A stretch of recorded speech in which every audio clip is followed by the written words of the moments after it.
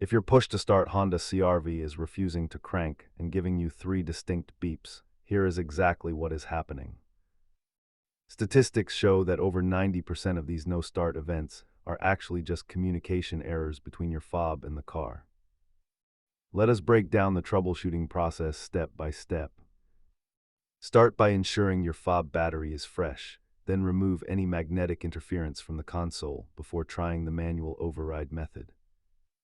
Beyond the fob, a dying 12-volt car battery or a faulty starter button can also trigger that specific 3-beep rejection signal.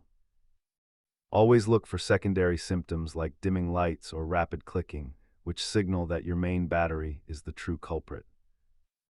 Try the simple fixes first, but if the car still refuses to start, you may be looking at a deeper electrical fault that requires professional equipment.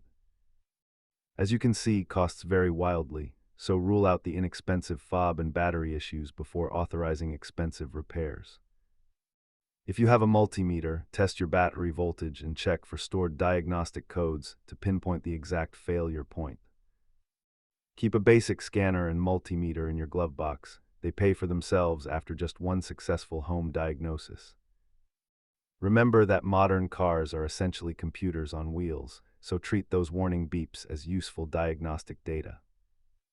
Start with the fob battery and you will likely be back on the road in minutes. Subscribe for more Honda troubleshooting guides.